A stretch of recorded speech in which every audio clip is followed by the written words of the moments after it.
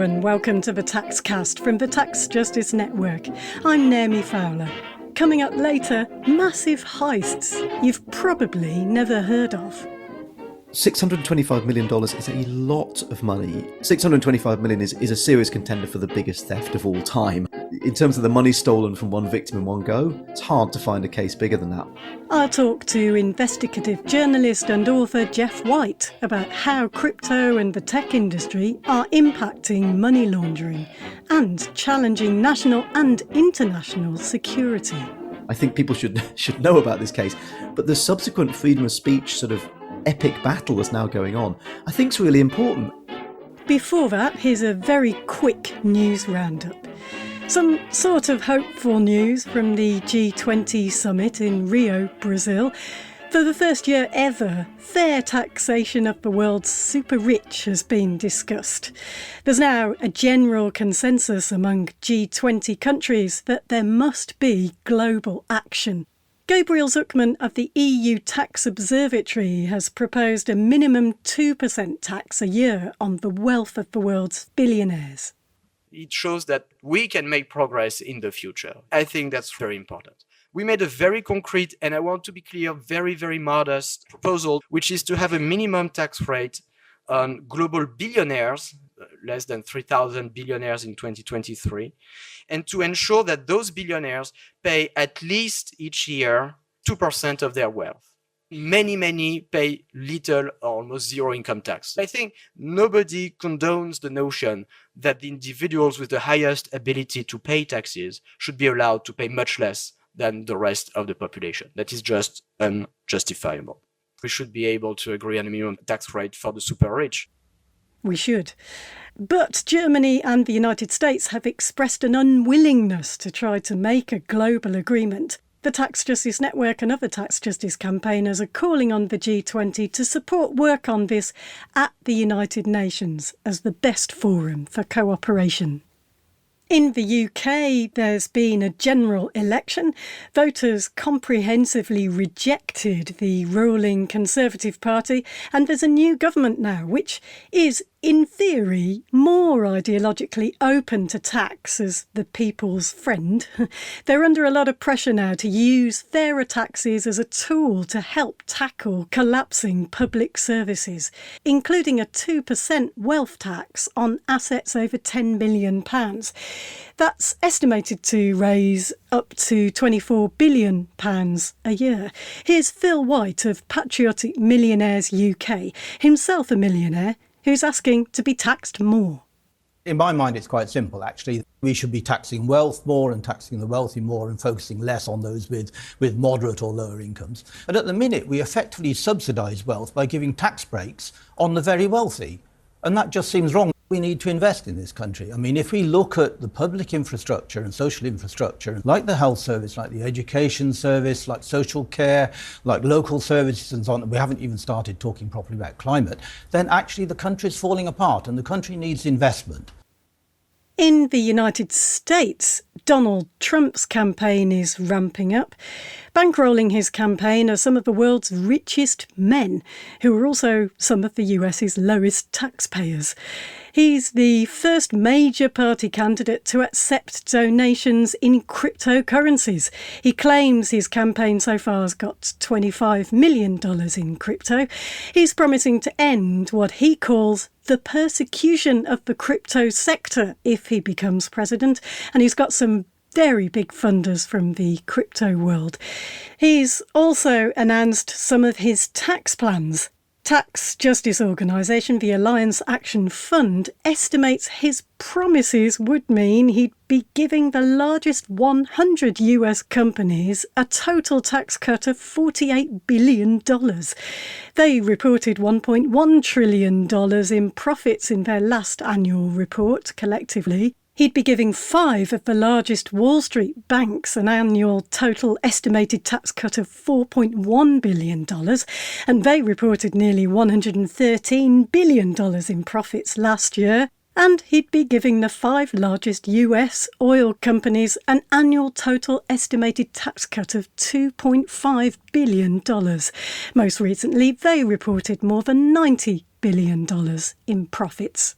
As for what Kamala Harris would do if she became president, we don't know that yet, but as part of the Biden administration, she'd be likely to continue the reinvestment in the long undermined IRS, the US tax authority, which is positive. We've covered previously on the Taxcast some great results on that when it comes to the taxing of wealthy individuals. OK, that's the news roundup. Now, for the heists you've probably never heard of. 주체 배고 2016년 1월 6일 10시 This is North Korean TV. It's an announcement a few years ago of a test that country was about to carry out with a nuclear bomb. Since 2006, North Korea has done 6 nuclear tests. Those tests, by one of the world's most brutal and authoritarian regimes, led to all sorts of sanctions by many different countries ever since. You may be wondering what this has got to do with corruption, money laundering and crypto. Well, North Korea is estimated to be funding half its missile programme from the proceeds of cybercrime. It has teams of cyber hackers that specialise in hacking systems like the National Health Service and militaries around the world. They also specialise in theft. Massive, seemingly unprecedented levels of theft. Perhaps some of these huge heists most of us have never heard of is partly because crypto's a bit like tax. It tends to make people's eyes glaze over. There are these things happening in the world that people should know about. Investigative journalist Geoff White has covered cybercrime for over a decade. He's been observing the convergence of hackers, not typically any good at money laundering, he says, and high-tech money movers, and how the tech industry is, often unwittingly, facilitating thefts and serious crime on levels that are a big challenge to national and international security. I think people have this idea, particularly with cryptocurrency and some of the stuff that I cover in terms of video game marketplaces being used for laundering. I think they have this idea that it's all out there and weird and it's at the fringes and doesn't really matter because it's all techies and geeks. And I wanted to say to people, no, that's not the case. You know, these are criminals who are committing crimes that cause real people real harm. The money may be digital, but the crimes are very, very much in the real world and cause some big effects. Geoff's written a book called Rinsed, From Cartels to Crypto, How the Tech Industry Washes Money for the World's Deadliest Crooks. You know, you've got people trafficking, child sexual abuse, prostitution, drug dealing, and, weapons of mass destruction at the hands of North Korea. You know, it doesn't get much more serious than that. But the way I got into all of this was I'd done a lot of work around North Korean hacking. North Korea is obviously under sanctions, and so it struggles for money. And the accusation is that North Korea's put its hackers on the send, basically, for cash, for money. And obviously that means that the North Korean hackers then have to launder that money because obviously North Korea being under sanctions, you've got to get around those sanctions. And so that's how I started getting interested in the laundering methodology and how that actually works. And I realized, of course, that as money's become digital, as finance become digital and whole new areas of virtual finance have opened up, like crypto, you've now got these sort of very high-tech money launderers who are very computer savvy. And they're not just working with computer hackers, they're working with all the sort of organised crime groups, the drug dealers and the prostitution rings and so on. Obviously, in the old days, you could kind of steal or try and hide as much as you could physically carry in suitcases. And, you can fit about $2,400,000 in a suitcase if it's $100 bills. And then, you get the digital banking world, money moving around combined with tax havens and secrecy jurisdictions, all increasing the potential on the amounts of money that can be laundered. And your 2 million odd in a suitcase was nothing compared to that. And now, as you see from your book, there's nothing new under the sun in a way, but crypto and blockchain combined with these mixers which scramble crypto transactions and make it harder to trace the original source. We've got fantastical things like DAOs, decentralized autonomous organizations. We can talk about those a bit later and explain them. It means the amounts that can potentially be stolen and laundered seem to be getting bigger. Things are certainly changing. Yes, I think that's fair to say. Yeah, certainly there's been this shift away from physical money. Although physical money, fiat currency in banknotes is still a thing. I mean, there's a really interesting case going on at the moment around Dubai and cash smuggling to Dubai, which I think surprised quite a lot of people because it is cash in suitcases. It's an amazing case being covered. And obviously, we talk about cryptocurrency, but the non-crypto, the fiat pounds, dollars, and yen, and so on, that's still the bulk of the financial system. Crypto is actually a tiny part of the financial system, and so obviously, in terms of the actual dollar amounts, most laundering is still done in sort of fiat currencies. But what's interesting is the shift away from that physical money has changed slightly the methodology around money laundering. The sort of three classic stages of money laundering that I describe in the book are what's called placement, layering, and integration. This is the classic. If you do money laundering courses at university, that's what they teach you. Placement is getting the money into some financial system. So a bank, classically, you take your suitcase of money, and obviously you've got to have a convincing story, as to where that cash came from. So you might have a car wash or a nail bar, classically, a cash intensive business that justifies you having a bunch of cash to take to the bank. Next is layering, which way you mix the money around. Because if the cops catch you doing the crime and they work out which bank you're with, they can get the money in the bank that you've deposited. So what you want to do is move it maybe from that bank to another bank, to a different account, take it out in cash, or maybe change it to gold, or maybe now crypto. Layering is like throwing the investigators off the scent. So even if they track the money, they can't link that money to the crime. And then the final stage is integration, which is when you actually get to sort of spend your ill-gotten gains. And a lot of people think, you go splurge it on cocaine and prostitutes or something. But actually, if you're smart as a criminal, what you do is you invest it in something long-term. It's going to give you a return. It's going to give you a legitimate business that you can, do without the cops sniffing around you.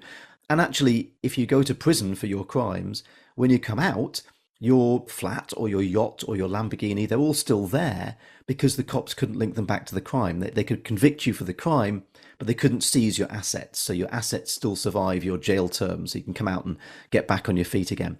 Now, what's interesting about the sort of drop away of physical cash in that perspective is it really affects that first stage, the placement stage, which classically, as I say, involved getting cash into a bank.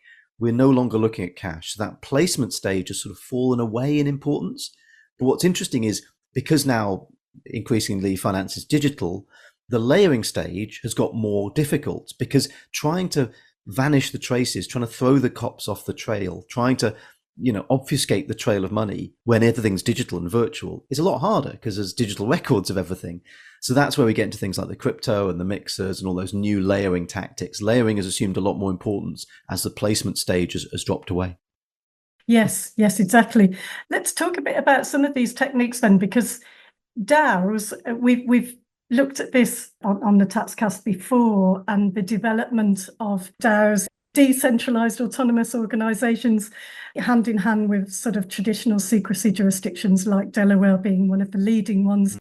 Some real big threats to the public interest there.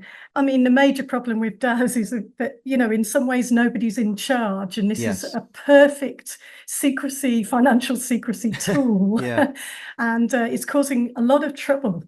Yeah, it's interesting. Yeah, you come at this from a slightly different angle to me, but we sort of end up in the same place. I mean, these decentralized autonomous organizations they're fascinating creations in a way, and the idea is to solve some of the problems that have previously hit technology organizations.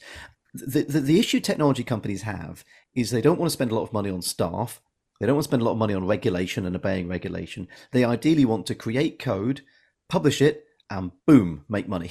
Now, the problem with that is as soon as you do that, and, Facebook found out this, and with WhatsApp and all of these tech messaging platforms, Telegram and so on, what they found was, yeah, great, I've created the code, I've published it, I've got this great app, brilliant. And now I have to monitor my users' communications in case they're doing anything dodgy. I have to comply with all these regulations. I've got to hire all these moderation staff. I don't want to do that. It's extra cost. It's not what I want to do. I just want to launch my app and then sit back and make money. So in tech in general, the search has been for technology that basically takes the company, the owner of the technology, the creator of the technology, out of the loop. So you look at that with WhatsApp. The idea of WhatsApp is, well, we don't have the keys to the communication. It's up to the recipient and the sender of the communication. They're the only ones who have it. So when the police come knocking and say, hey, give us these guys communication, we can't help you. And we also don't have to hire a bunch of moderators to moderate the communication because we can't see it. It basically allows the technology companies to just launch their tech, save on moderation, save on people, save on regulation. We're not in charge anymore, buddy. And DAOs are a sort of permutation of that, this idea that you've got an entity where you can give over power and control to the users is the idea and the argument. And so the way these DAOs work is if you interact with this service, this online service, every time you do, you're given basically a voting token. And the more you use it, the more voting tokens you get. And if you want to make a change to this online service, you can put your hand up and say, I want to make this change. And everybody who's got a voting token can vote for or against. And if the vote goes for, then the change is automatic. There's no sort of debate about it. You vote, the change gets implemented, it's rolled out, and that power is in the hands of the users. One of the things I talk about in the book is this DAO called Tornado Cash, which is a cryptocurrency mixer. So as the name suggests, you put crypto in one side, it mixes it around with pools of other people's crypto and ejects it out the other side to a fresh crypto wallet address. And the idea is you can't trace the money coming in, the money tracing out. Now, this was famously used, this Tornado Cash DAO was used by alleged North Korean hackers back in 2022, who broke into a video game in Vietnam called Axie Infinity, stole $625 million, which is an eye-watering amount of money, and laundered most of it through Tornado Cash. Now, you would have thought at that stage, the cops would go after Tornado Cash, the thing would be shut down, the criminals would be exposed. Well, no, Tornado Cash was an above-the-line, public, viewable service. This wasn't a dark web service. This was set up by a bunch of guys who said, look, we're going to create Tornado Cash to give people the secrecy and privacy that they have over their transactions elsewhere, because you can see Bitcoin, you can see Ether, you can see these movements of the currency through this publicly available ledger, the blockchain. The people who invented Tornado Cash said, well, we don't want that. We don't want our transactions completely public. That's living in a goldfish bowl. So we're going to create this technology that allows people to wash money through it for secrecy, for privacy. What they, of course, didn't necessarily want to do was enable money laundering, but that's how it's ended up. So they have actually arrested and charged the three men who originally set up Tornado Cash. Indeed. As a DAO. They set it up very deliberately. And the thing is, if you believe in absolute financial secrecy, it is just a heartbeat away from money laundering and criminal activity. It's always going to be the case. Yes. The question is, how far can the law hold them responsible for every kind of downstream user and transaction?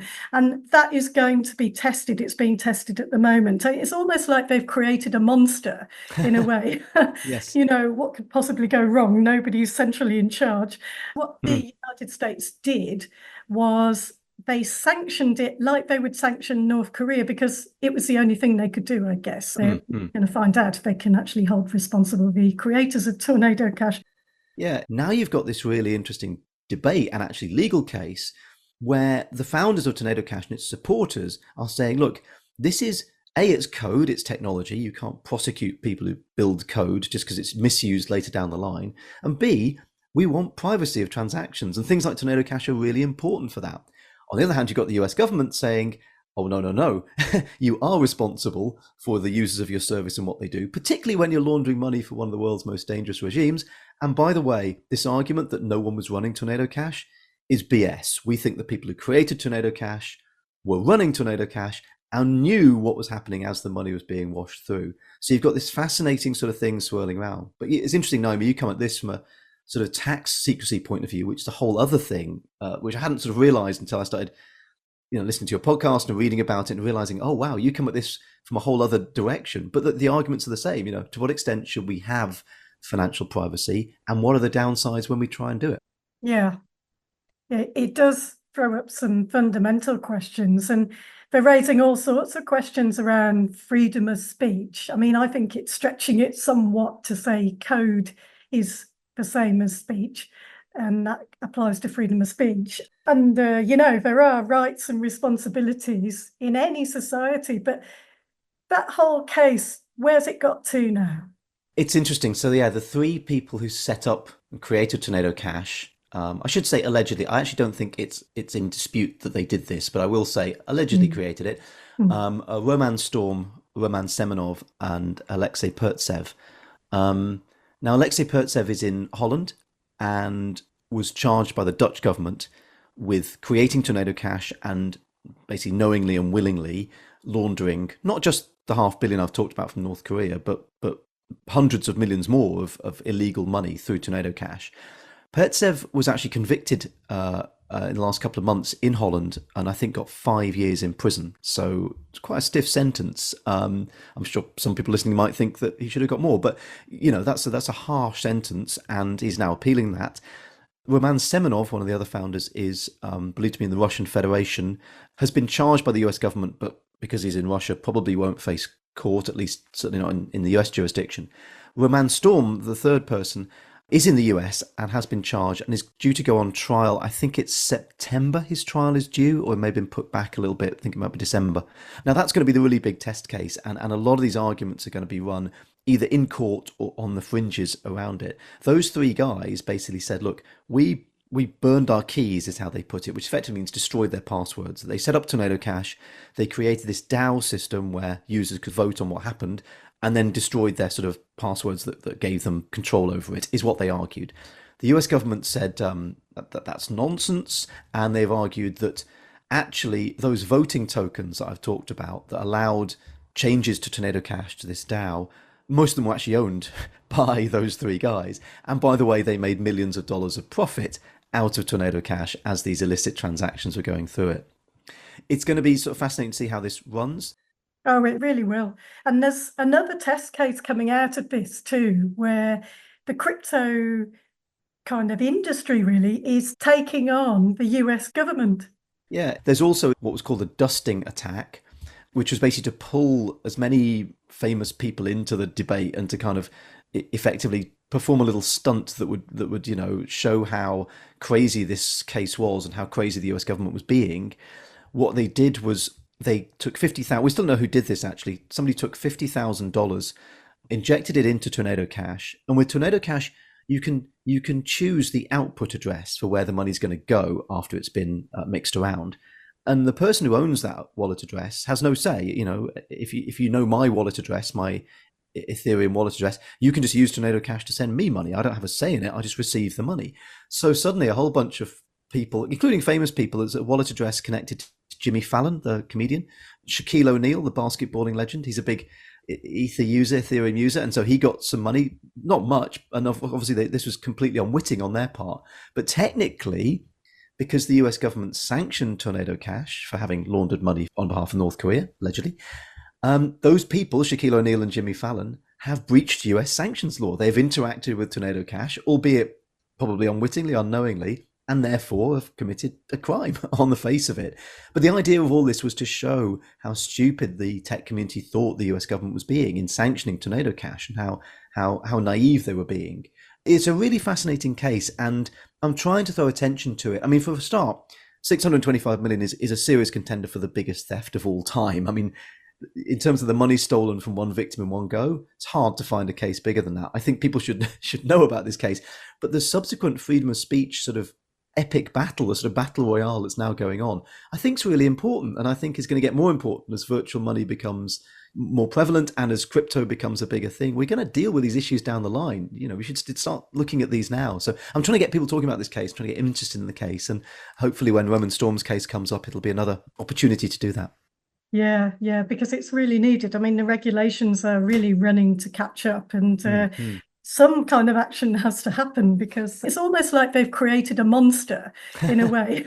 Yes. And so, I mean, it is worth mentioning a little bit more about rogue states as players in all this, and the fact that, you've got on the one hand places like North Korea and Russia where there's a blind eye turned in some ways towards theft and hacks from their own territory. But there's also, with North Korea, there's a pretty well organized set of cyber hackers that work for the government, so you are talking about crypto and this type of technology and the secrecy it offers, as a real weapon, which is a big threat to national security. If a theft of $600 million is not a threat to national security, I don't know what is. Yeah.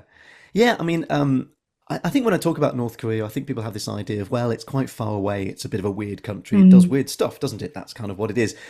$625 million is a lot of money. And if the allegations are correct, that money can be used by North Korea. And I think they have this idea as well, people, that the 625 million went back to North Korea and was cashed out, and Kim Jong-un is now rolling around on a bed of money, laughing maniacally and, getting new weird haircuts and suits. But actually, what happens with that money, from what we know, is that it stays in the crypto world until it's needed.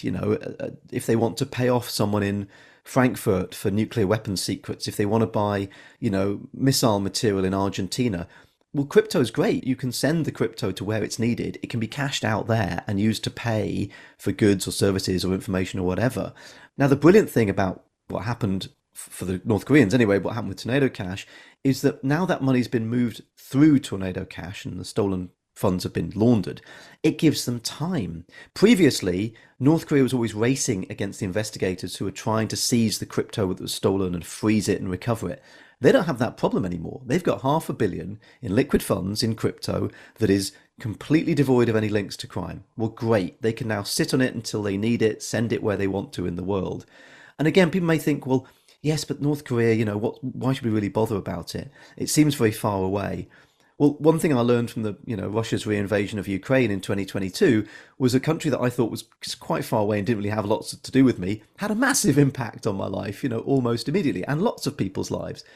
North Korea, if you think of where it's surrounded by, obviously South Korea, Taiwan, Japan, China, and you think about, the devices that your listeners are listening to this podcast on, that we're recording it on, and where those devices are made and the components are made, any destabilization in that region by North Korea is going to have a massive, immediate and detrimental impact on everyone around the world. So the idea of $500 million falling into the lap of North Korea is not something that's good. It's something we do need to pay attention to.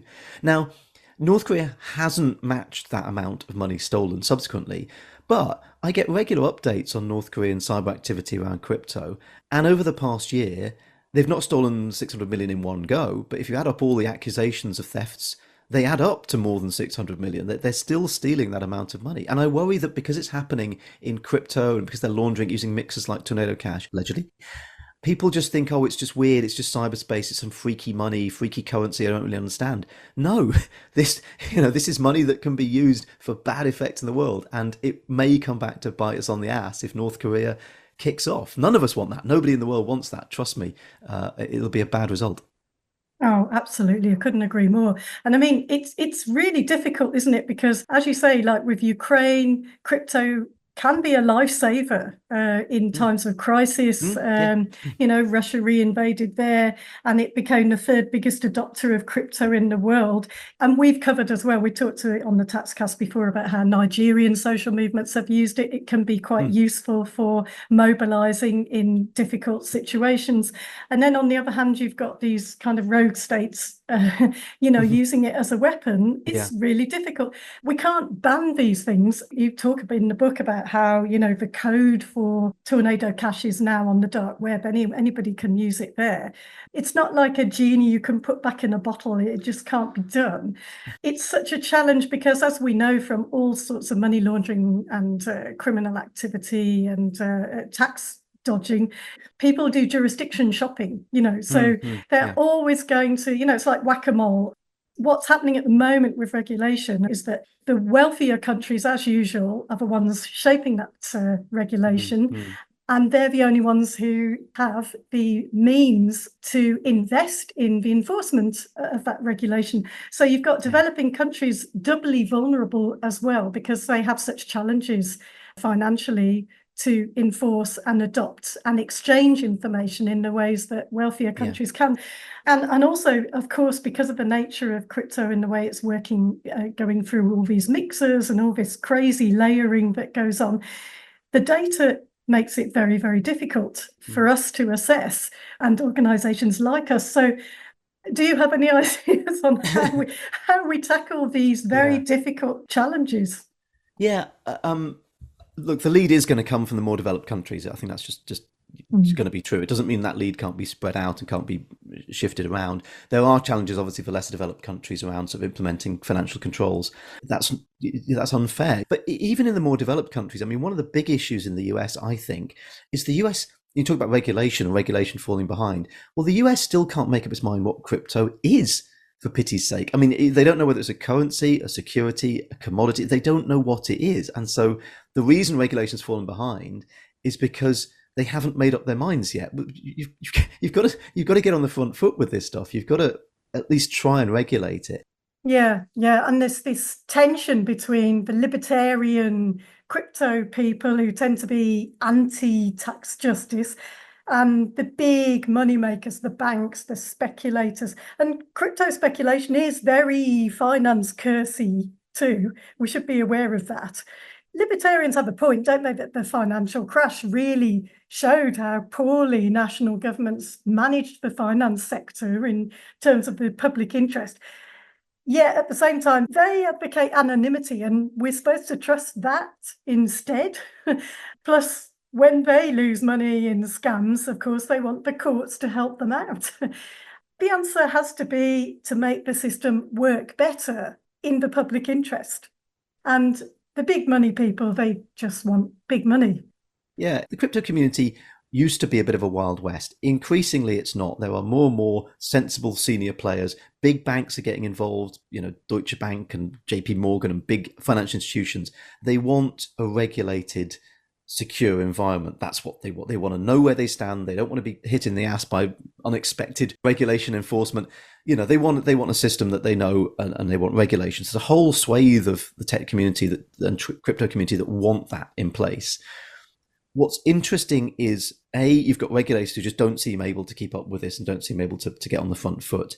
Particularly in the US. Europe, there's been regulation recently, the MiCA legislation, the markets in crypto assets legislation, which from what I've seen, at least is an attempt to sort of say, look, we need to start regulating this stuff, let's get there. But what's interesting for me is you've got this part of the tech community that is almost in their DNA, that the idea of traditional forces like the US government and like the European Union and the financial regulators, the idea of them policing crypto just makes their skin crawl, because they think, well, hang on, the whole point of this crypto community and what we were building was it was meant to be new finance. It was meant to sit outside the old structures, which frankly, have they served us particularly well in terms of the financial crisis and so on? You could argue the traditional financial system hasn't done a particularly good job. We wanted to create something new. And now the traditional financial regulators are coming after our new thing and trying to police it. Screw that. We need to stay ahead of this. We need to stay outside of this because that's where we belong. And that sort of radical kind of libertarian streak that runs through tech and through the crypto community, it runs strong. And what you'll have, as you had in the case of Tornado Cash and you will have again, is a small group of coders who simply just build new code and say, well, there it is, that new code, your regulation does not apply to this new code. And I put it on the internet, and what are you going to do about it? Because that's my right. That's what I do as a techie, as a coder. I create new technology that advances and stands outside traditional structures. That's what I do. So you've got this interesting push-pull going on in terms of legislation and regulation, but more importantly, sort of psychologically, almost philosophically, there's this push-pull. Yeah, it's really difficult, isn't it? There are so many stages where regulation could come into play, and it isn't even always the case that there has to be a touchdown to bricks and mortar into fiat currency, because they can keep on exchanging things of value because they are assets that do have some value within certain environments, so it is a real minefield. We've been thinking about things like some sort of clearinghouse, a little key attached to demonstrate it's been reported somewhere as a transaction, cross-tracking addresses that way.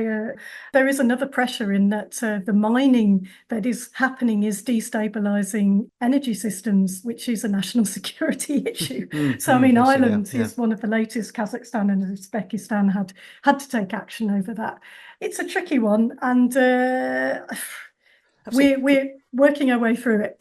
Yeah, it's interesting. I mean, think about this from the sort of tax point of view, the kind of libertarian streak that you have in parts of the tech and the crypto world. Which exists equally in the tax haven financial secrecy world, of course. Exactly. So I would strongly suspect that, and I haven't asked this question, but I strongly suspect if I asked those sort of tech libertarians and crypto libertarians about tax, I'm pretty sure what the response would be, which is, we don't want to pay it, we don't believe in it. Not amongst all, but I think there's probably a strain of that. So again, in terms of how you tax, it's quite interesting.